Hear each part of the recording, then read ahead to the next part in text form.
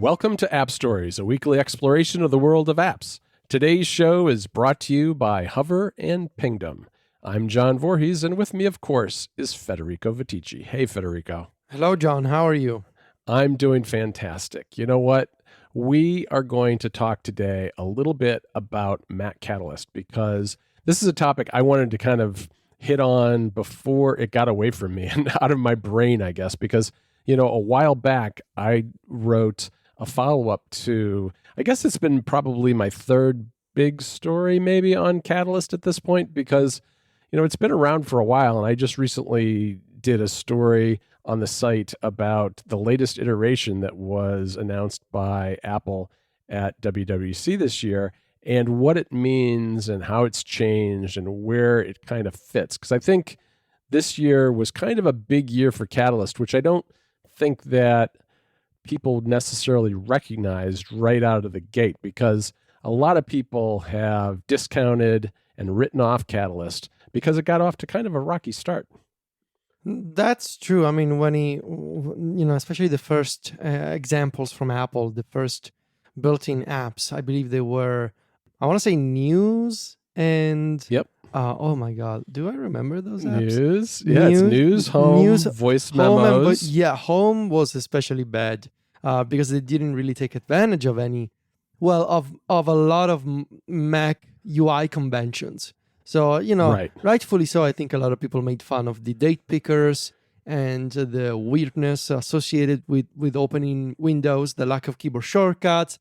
There were a bunch of problems. They weren't exactly screaming, I'm a Mac app, And I think it was an especially hard sell for a lot of existing Mac users, for a lot of long-time Mac users who just couldn't understand why are they basically showing these iPad-like experiences down our throats instead of making proper Mac applications, which I think that was really missing the point. The point being that Apple didn't have enough resources, I guess, to make modern Mac apps. And they were, planning on a different direction, which is, I guess, what we're going to discuss today. This idea of making it as simple as possible for developers to address multiple Apple platforms at once, instead of having to develop software with the old way of thinking, which is you have an iPhone app, and then you have an iPad app, and then you have a Mac app, each of them written with a distinct set of tools. Instead, we're moving toward a different future. And so I think at the time, those comments, making fun of those apps, it was justified to an extent, but it was also missing the bigger picture, I think. Yeah, I think that's absolutely right. The fourth app in that quartet was Stocks. Which is, I know, one of your all-time favorite Yes, apps. I do check my stocks every day. Keep tabs on the market. That's what I do. Your deep portfolio. Oh, yes. Of very stocks deep portfolio. Yes, for sure. All right. Well, I know you're a high roller, Federico, and I think the problem with Stocks and those other apps in 2018 was, just as you said, was that they failed to go along with a lot of the recognized Mac conventions. And I think the whole thing was a little out of context, though, too, because, looking back 2 years at 2018, when Craig Federighi did his sneak peek, it wasn't even called Catalyst then, and he announced that these 4 apps had been made with this new technology. It was very much a small piece of a bigger picture that has now become clear 2 years later. And looking back, I feel like that decision to do a sneak peek was probably not a good idea because people were upset about those apps. Those apps sat there, they didn't change.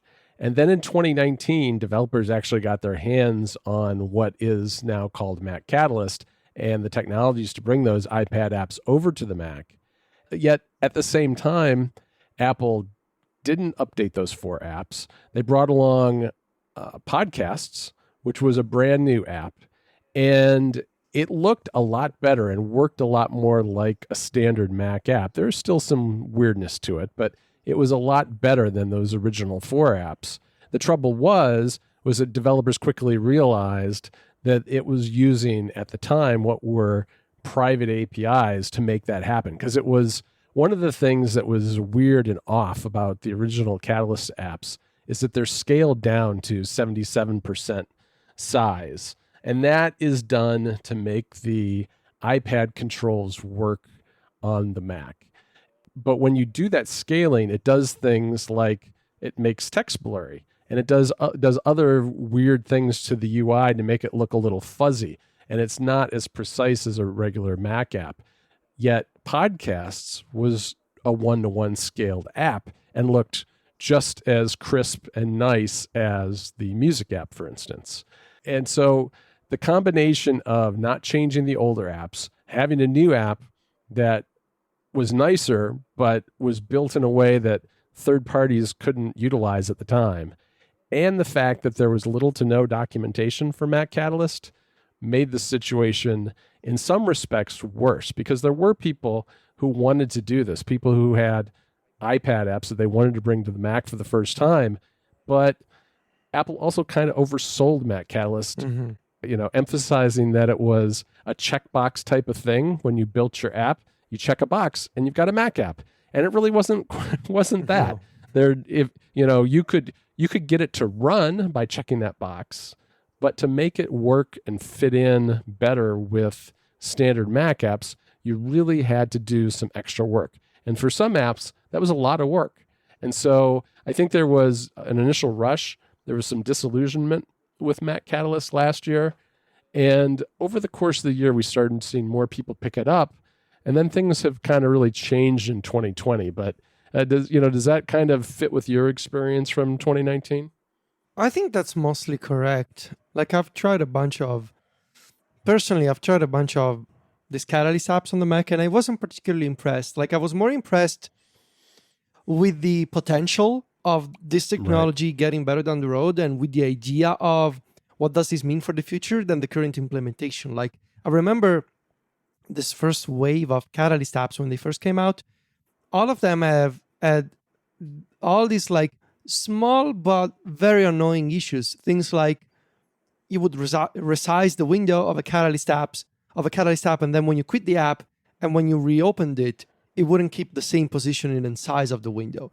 All these things that you used to have on the Mac just weren't working properly. And that's not to mention, again, all those UI elements that were not designed or optimized for the Mac. There was a lot of weirdness going on. But then again, I really liked, at the same time, the idea of it. Like, this is pretty cool. And especially after Apple introduced universal apps, which arguably should have happened at the same time of the first release of the first wave of Catalyst apps, but it happened later, causing a bunch of problems to developers. But especially after that, this idea of you purchase an application once and it runs everywhere, it's really intriguing to me. Like, despite the technical issues and despite the weirdness, I really liked the idea. And that's why I never, like personally speaking, I never completely lost faith in Catalyst and what Apple would do. And I guess that faith was rewarded at WWDC. Yeah, it was, I think. And I've remained optimistic about it too, although at different points in the year, especially in 2019, I was definitely frustrated by it, because there was this lull, especially in the middle of the year, where it seemed like a lot of developers had given up on it. But that turned the corner and picked up towards the end of 2019 and into early 2020. And then this year at WWDC, we saw a lot happen with Mac Catalyst. And there's, I guess, two aspects of what happened. There are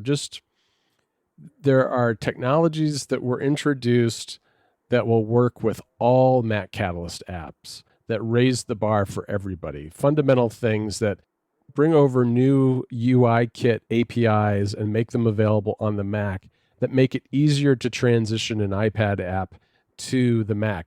There are even things like, for instance, ARKit was brought over, not so that you could use ARKit with your Mac app, but so that you didn't have to do the developers don't have to do a lot of coding to work around the fact that they had an AR feature that was no longer available when they had, when someone was running their app as a Mac app. It just made it easier for people to work around those kind of issues. But on top of those kind of things that were brought over to make all Catalyst apps better, there's something called Optimized for Mac. Right. And this is a whole different whole different way to make Mac apps using Mac Catalyst, separate and apart from the standard Mac Catalyst route, which is what we've had for the past 2 years. So what is exactly optimized for Mac? Like, can you explain it to me in a way that makes sense for someone who uses an iPad every day? Like, does this mean that, like, I feel like all I know is about they no longer have to use the 77% scale for the UI. Right. Like, what does it mean for other types of UI controls?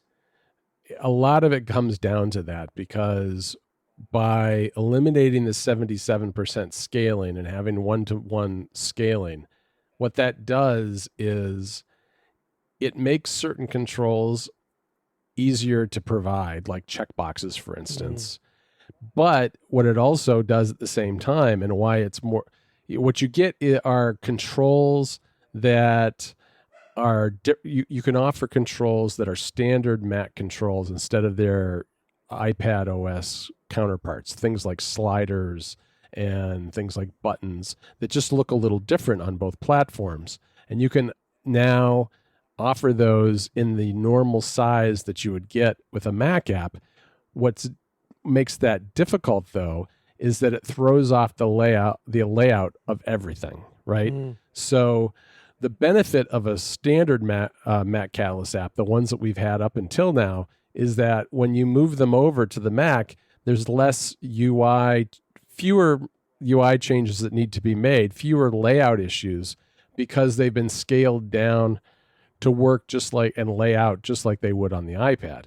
When you use Optimized for Mac, it throws all that off in a lot of cases and requires a lot of tweaking to make it work better. The benefit, though, the payoff for doing all that work, is that you can offer these standard controls, whether they're sliders or buttons or checkboxes or what have you. They all work a lot better. And Optimized for Mac is particularly good for certain apps, like ones that have a lot of text in them, because that's one of the problems of scaling down an iPad app, is that it makes the text blurry. And there's a very noticeable difference between text in those two kinds of apps. So it'll be much better for that kind of thing, like an RSS reader, for instance, that has a lot of text in it. This episode of App Stories is brought to you by Hover. When you have that one big idea, where do you go? For a ton of entrepreneurs, Hover is that big leap, because your business starts with a domain name. Hover has over 300 domain name extensions to choose from. No matter what you want to build, there's a domain name waiting for you, and they have excellent technical support to answer any questions you may have. And they're also dedicated to getting you online, not upselling you. Hover has free Whois privacy so the bad guys don't get your information, a clean UX and UI, and monthly sales on popular top-level domains. It's easy to see why Hover is the popular choice for people starting businesses. It's absolutely true. One of the very first things I did before I started building apps was I got myself a domain, because I knew I wanted a business name that was memorable and easy to spell phonetically and online and short. So I came up with Scribner.com. It's a made-up word, but there was a .com available for it. So the first thing I did was I went over to Hover and I registered that domain. I also registered domains long ago with Hover for my kids, their names, so that they each had those from the time they were born until now. And now they're using those domains for things like their CVs as they work their way through college and are looking for jobs. I know that our listeners love intuitive user experiences and things that just work straight out of the box. And that is absolutely what Hover is, and why you'll appreciate it. Their UX and UI is really simple, clean, and easy to navigate. It doesn't take a rocket scientist or a specialist in web development to figure out how to use their tools. Buy your domain and start using it today. Just go to hover.com/appstories and get 10% off for all new purchases. Again, that URL is hover.com/appstories, so they know you came from the show, to get 10% off all new purchases. Make a name for yourself with Hover. Our thanks to Hover for their support of the show. So, how do you feel about both SwiftUI and Catalyst sort of coexisting in the modern developers toolkit? Because we've been talking to a bunch of developers. We interviewed Guy Rambo, for example, a few weeks ago here on App Stories, and we talked about how Swift UI and Catalyst, to an extent, are sort of two sides of the same coin. Do you feel like with Catalyst and Swift UI, are they necessarily in competition with each other, or is there something else going on?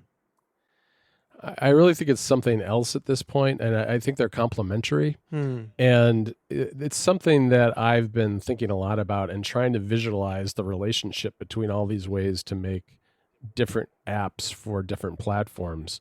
And the way I think of it, I think when this was all announced in 2019, there was one school of thought that Swift UI must have been built completely independently of Mac Catalyst, and Swift UI had been chosen as the favored path, and Mac Catalyst was essentially dead on arrival. And I don't really think that that's it. I think Swift UI is ultimately the future of building apps across all of Apple's platforms, because, Apple's now, I think, more clearly messaged that at WWDC in 2020, that that's where they're heading. The problem is that you just can't get there all at once. It doesn't make sense to ask every developer to rewrite all of their apps based on Swift UI. Plus, on top of that, Swift UI just isn't ready to create all the complex apps that exist in the world today. There are millions and millions of apps, and you just can't recreate all of those with Swift UI. And even if you could, it wouldn't be economical for a lot of developers to do that. So there needs to be a path that transitions to that future. And part of this whole process, not just moving to Swift UI across all the platforms, is bringing the Mac more into the fold and making the Mac more of a part of the continuum of all of the devices that Apple makes. It's kind of been off to the side for a while now with AppKit and the way apps are developed there. And that's not been good for it because, as we talked to Guy Rambo about, he has an app in the Mac App Store, and he said, in some countries, if he sells 10 copies, he ends up in the top charts. And he's not exaggerating. I have talked to other developers about the same thing, or noticed when, we or someone else write about a Mac App Store app, and all of a sudden it's at the top of the charts. It's pretty easy to move up and down those charts because there's just not a lot of traffic over there. And so the Mac is being brought back into the fold and being brought in a way that's not only from a technical standpoint in terms of building the apps, but also from a design standpoint in the way that the apps look, so that as users come to these platforms from different directions, whether you're a Mac user coming to the iPad or an iPad user coming to the Mac, or, however you get to each of these platforms, there's going to be a familiarity amongst them, so that it's easier to adopt, which makes a lot of sense from Apple's standpoint. They want to sell more devices to more people, and it should be good for developers too, because it'll be easier for someone to use the same app on whatever platform that it's, available on. So Mac Catalyst is part of that story, and it's the part of the story that helps bring more apps from the iOS side with iPadOS to the Mac more easily. And there's a couple of ways that can be done. And you can kind of argue, I guess, about whether this is the right way to do it. But since there are two ways to make Mac Catalyst apps, we'll still have those Mac Catalyst apps that don't fit in super well with the Mac conventions because they're done without optimized for Mac. They're done because it's better to have that app available on the Mac than not have it there at all from the developer's standpoint. And it's maybe not, for a particular developer, economic or a good business idea to spend a lot of time optimizing it for Mac just to get it to the handful of people who want to have it on the Mac. So you have that avenue, but then you also have optimized for Mac, which makes the app fit much better in with the other Mac apps on your Mac. And it's kind of a continuum. It allows people to fit different business models, different economics, different, groups of users on up the chain. Now, you can argue that all apps should look like a perfect Mac app, but the reality is that's never been the case. It's not the case now. We all know what a good Mac app looks like. I think there's still going to be apps on every platform that aren't great. And I guess you could argue that Apple should dictate taste, but I'd rather have all the apps there and let them kind of compete and allow people in easily to kind of become the new apps that are the ones that people love in the future. And if the price of that is to have some apps in there that aren't that great, that's fine with me. I mean, that's just kind of my personal take on it. All right, Federico, I know I've been talking a lot, but I do want this is your to... episode, John. So this Okay, is your topic. I sit around and think about this an awful lot lately because I started out a little while ago talking about how I've been trying to visualize how this works because it's become really complicated. When you think about it, you've got UI Kit for the iPhone and the iPad. You've got App Kit, which is available now for Intel Macs and will still be available for Apple Silicon Macs in the future. You've got, and I'm putting the Apple TV and the watch off to the side here because it just gets even more complicated if you bring them in, and they're kind of off on the sides anyway. So you've got those two camps. But then you've also got Mac Catalyst, which lets you bring those iPad apps both to Intel Macs and Apple Silicon Macs. Then you've got the fact that both iPhone and iPad apps are going to be able to come over to Apple Silicon Macs. And then kind of enveloping all of this, you've got Swift UI because you can build all of these things, Mac apps, iPhone apps, iPad apps with Swift UI.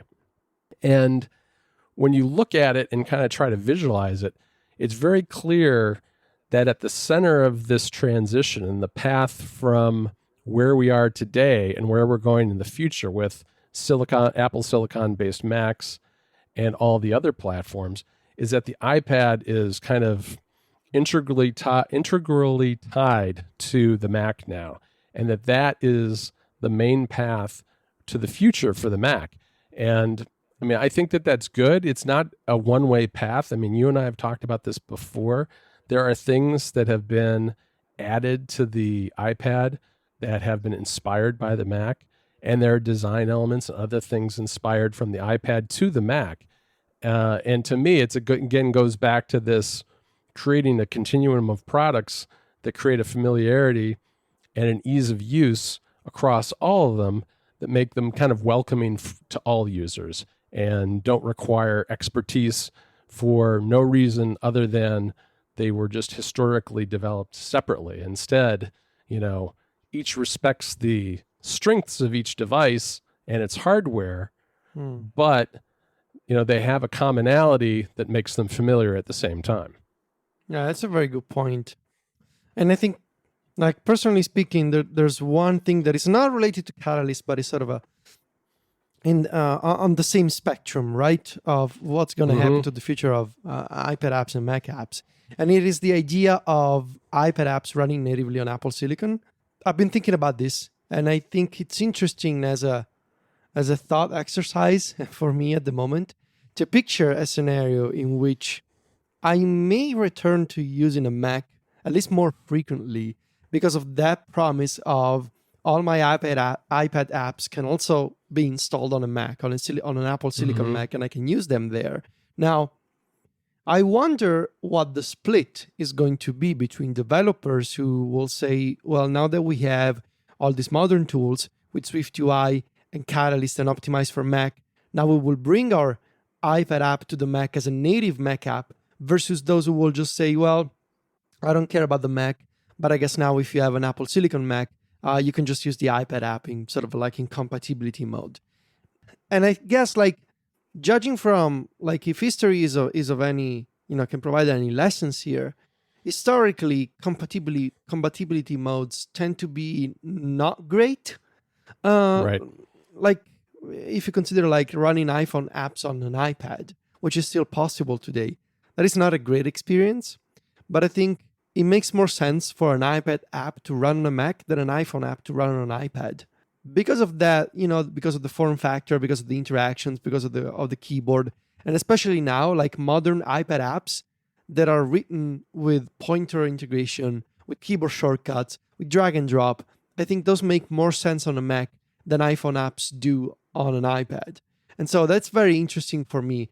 And the thought of, like, when you consider all these things together, Catalyst and this compatibility layer for iPad apps running on a Mac, I think it'd be really interesting to make the case for, something like an Apple Silicon MacBook Air, for example, being a very fascinating alternative to an iPad. Now, personally speaking, this is, like, as I said, it's a fun thought exercise. But if I were like to make a decision today, let's say that you came to me and said, well, here's an Apple Silicon MacBook Air. It can run iPad apps and it can run Catalyst apps. But it's still a MacBook Air, right? It's still like a keyboard and trackpad only device. Doesn't have a touch screen. Doesn't have cellular integration. Right. I will still choose an iPad, I think, because of that modularity, right? Because of that freedom that I have, that we've talked about before multiple times. However, what am I going to say is, I think for the first time in a long time, looking ahead at the next 6 months, at the next year, I am interested in a Mac in a way that I haven't been in years. And that's because of Catalyst and because what's going to happen with Apple Silicon Macs. So if that's the goal, like to sort of reignite interest in the Mac platform, I think the combination of Catalyst and Apple Silicon is a very good way to do that. Yeah, I agree. And, I totally get that perspective from you and the way you use an iPad versus a Mac. I would look at it also from a slightly different perspective, though, too, which is if you're someone like me who also does things like works in Logic to edit our shows, that Apple Silicon Mac starts becoming extremely attractive because I'd be able to do that editing right on that device, plus still use my iPad apps that I've grown to love and that I use so frequently. So to me, it's like, it'll be interesting to see, does the iPad get the pro apps like Logic first, or do people who need to use things like Logic end up gravitating towards the Apple Silicon Macs instead and bring their iPad apps with them? That'll be interesting to see how that sort of thing plays out and where Apple sees that going, especially with their own pro apps. This episode of App Stories is brought to you by Pingdom from SolarWinds. Do you have a website? And does your website have a shopping cart, a registration form, or a contact us page? If you answered yes to these questions, then you need Pingdom. Nobody wants their critical website transactions to fail. That means a bad experience for your users and could mean lost business for you. But the good news is that you can set up transaction monitoring with Pingdom. Transaction monitoring will alert you when your cart checkout forms and logout pages fail before they affect your customers and your business. Pingdom will let you know the moment any of these things fail in whatever way is best for you. You can customize how you're alerted and who is alerted, depending on the severity of the outage. Pingdom cares about your users having the smoothest site experience possible. And if disaster strikes, you'll be the first to know. It's super easy to get started. Just go to pingdom.com/signup right now for a 14-day free trial with no credit card required. We use Pingdom at Mac Stories, and it's been a terrific experience. So the thing is, when you decide to sign up, if you use the code AppStories at checkout, you'll get a huge 30% off your first invoice, which is a terrific deal. So once again, go to pingdom.com/signup for that 14-day free trial with no credit card, and then use App Stories at checkout when you sign up to get 30% off your first invoice. Our thanks to Pingdom from SolarWinds for their support of this show. All right, two things I want to cover with you, Federico, before we wrap things up. One is, I think there's a related topic here, which is the question of whether the OSs are being merged between iOS and Mac OS and everything. And, we got the giant no from Craig Federighi a couple of years ago.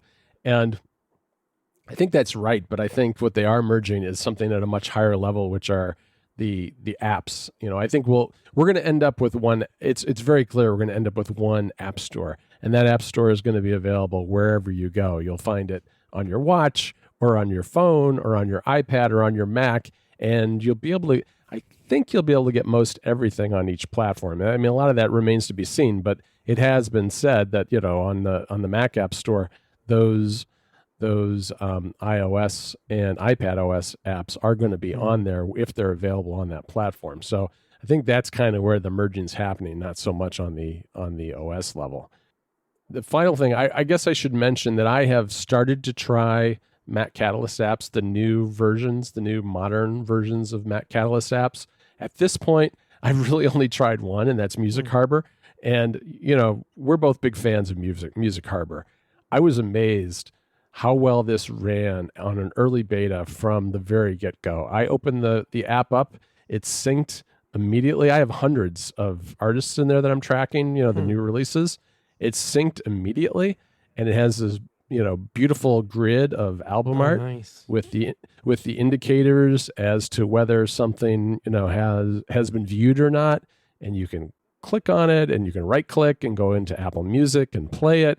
It's really well done already, and it uses the sidebar on the left, the tiles on the right. I assume it's a collection view on the right, and it's looking really good. And I hope, if that's any indication, it's only one, of course, but if that's any indication of what can be done with the new Mac Catalyst apps, I'm pretty excited about it, and I'm hoping to get some more to try in the next couple of weeks.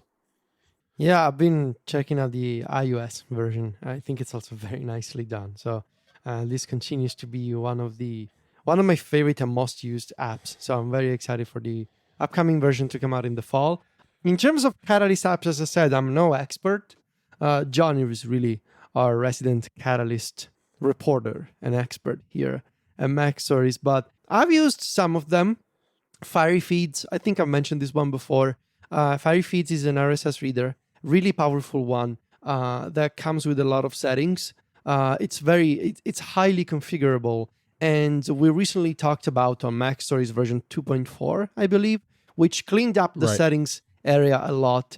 Now you can search for all those settings, and also introduced native rendering, which is this very interesting idea for an RSS reader, in that the developer figured out how to render HTML using native UIKit elements. So very, very interesting implementation. And version 2.4 is also available on the Mac, where in addition to all this stuff, you also have, there's other features like saved searches and the full text search that you can now do. So I think it's really nicely done on iPad, and on the Mac, it's a Catalyst app, of course, and it's a lot better than what it used to be. A launch, was it last year in the fall? Yes. Yeah, it was last year. Yeah. It's a lot better now. It does, you can still tell, especially because this is not an optimized for Mac app yet. Right. But I think it does feel a lot better than the launch version. The launch version was kind of you can tell that it was an iPad app running on a Mac, and now it's sort of a hybrid type of experience.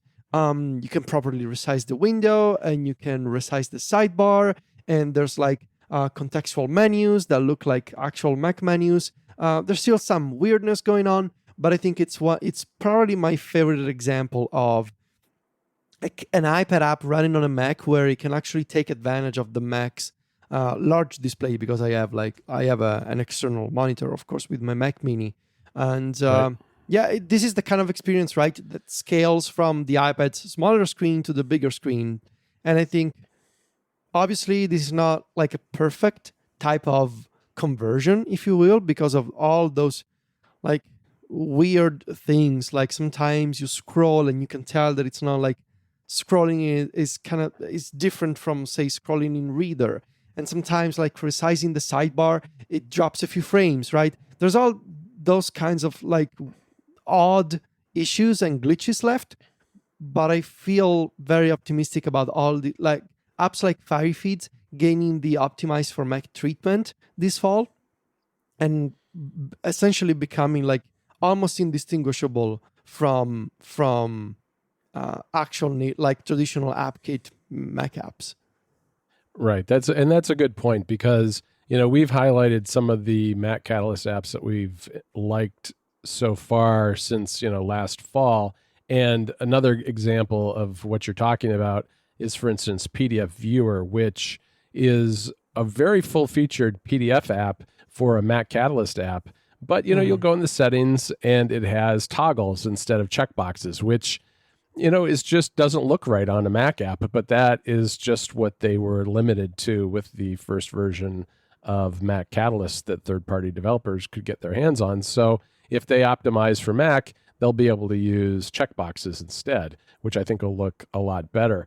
A few others that I really like on the Mac that are the older version of Mac Catalyst are Lookup, which is our dictionary app that we both use on iOS, and that's terrific on the Mac. So is GoodNotes. I don't take notes into my Mac, but I like to reference them sometimes, ones that I've used, taken on my iPad with my Apple Pencil. I can pull them up really easily on my Mac, so that works super well. And then Carrot Weather. Carrot Weather is another great example, and I think it works particularly well because it's highly custom in its UI elements. So it doesn't, there aren't standard UI elements that look out of place on the Mac because it doesn't use a lot of them to begin with, which I think really actually helps it on the Mac when being run in Mac Catalyst. So those are all good options as well. All right, Federico, I think that's probably a good place to stop. That was a good discussion. I try not to be too one-sided. I hope you didn't feel too left out. No, I wanted to be left out. Okay. So this is exactly the episode I had in mind. So thank you. Good. Well, I appreciate your questions and your comments on everything. And I want to thank our two sponsors again. That is Hover and Pingdom. Of course, you can find me and Federico over at macstories.net. Federico is on Twitter and Instagram too. He's at Viticci. That's VITICCI. And I'm at John Voorhees. JOHNVOORHWS. Talk to you next week, Federico. Ciao, John.